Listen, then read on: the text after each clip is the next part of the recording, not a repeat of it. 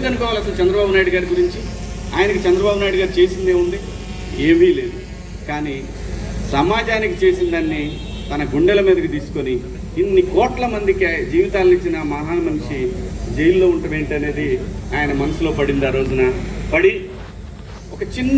ఒక ఏదైతే మనకి కృష్ణా గోదావరి నదులు ఒక చిన్న డ్రాప్తోనే మొదలైతాయి, అలాంటి ఒక డ్రాపు ఒక మహా ఉద్యమంగా మార్చగలిగాడు.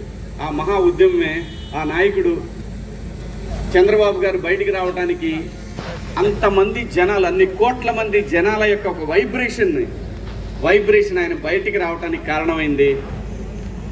ఆ కృతజ్ఞత భగవంతుడికి ఏదైతే తను మాట ఇచ్చాడో, మా నాయకుడు ప్రజల మనిషి బయటికి రావాలని కోరుకున్నాడు. ఆ కోరిక మేరకు ఆ భగవంతుడు కరుణించి ఆ రోజున బాబు గారికి బెయిల్ రావడం, బయటికి రావడం. ఆ తర్వాత ఏం జరిగిందో మీరు అందరూ చూశారు. మరి ఊరికే మాటలంటాం అందరికీ సాధ్యమే, ఎవరైనా అనొచ్చు ఒక మాట. కానీ తన అన్న మాట ప్రకారం ఈ రోజున షాద్ నగర్ నుంచి, అంటే తనకి ఏదైతే తన జీవితం మొదలైన ఈ ప్లేస్ నుంచి వెంకన్న దగ్గరికి మొదలుపెట్టాడు ఈ ప్రయాణం.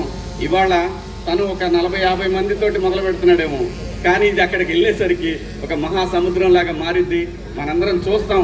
నేను కూడా వస్తాను నీతో అన్నాడు. నువ్వు కాదు అబ్బాయి, నువ్వు అక్కడ దాకా వద్దు, నువ్వు బయలుదేరే దగ్గర ఉంటే చాలు అని అన్నాడు. ఎందుకంటే ఇది తను చేసేది దేని గురించి? తనకి ఏం లాభం లేదు దీంట్లో, తనకు వచ్చేది లేదు. డైరెక్ట్గా నా ఇక్కడి నుంచి బస్కి వెళ్ళిపోయి శుభ్రంగా ఫ్లైట్కి వెళ్ళిపోయి దర్శనం చేసుకొని రావచ్చు.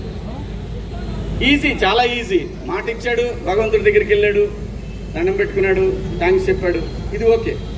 కానీ అలా కాదు. తను ఏదైతే అనుకున్నాడో అనుకున్న మాట మీద నిలబడాలి అనేది ఒక సంకల్పం ఏదైతే ఉంటుందో ఆ మనిషి ఇప్పుడు మనం చూస్తున్న ఈ బండ్ల గణేష్ గారు ఇంకా ఎక్కడో చూస్తాం, మనం ఇంకా వేరే లెవెల్లో చూస్తాం. ఏ మనిషికైనా అంతేనండి, నాట్ ఓన్లీ బండ్ల గణేష్ గారు, ఎవరైనా సరే ఇక్కడ నిజాయితీ ఉండాలి. ఇక్కడ నిజాయితీ ఉంటే నేచర్ మనతో వస్తుంది, సమాజం మనతో వస్తుంది. అలా గణేష్ అన్న ఈరోజు మొదలుపెట్టినటువంటి ఈ ప్రయాణం మనం చివరి వరకు కూడా వెంకన్న తోడుగా యావత్ 2 రాష్ట్రాల తెలుగు ప్రజలు ప్రపంచంలో ఎక్కడైతే ప్రపంచవ్యాప్తంగా ఒక ఉద్యమాన్ని క్రియేట్ చేయగలిగాడో ఆ రోజున ఆ ప్రపంచవ్యాప్తంగా ఉన్న తెలుగు ప్రజలందరి ఆశీస్సులు గణేష్ అన్నకు ఉంటాయి. మా అందరి అభిమానంతో ఆయన ఎటువంటి అడ్డంకులు లేకుండా స్వామివారి దగ్గరికి ప్రయాణిస్తాడు. స్వామివారి దర్శనం రోజున ఖచ్చితంగా ఎక్కడున్నా సరే నన్ను కూడా భగవంతుడు అక్కడ దాకా తీసుకెళ్లాలని కోరుకుంటున్నాను.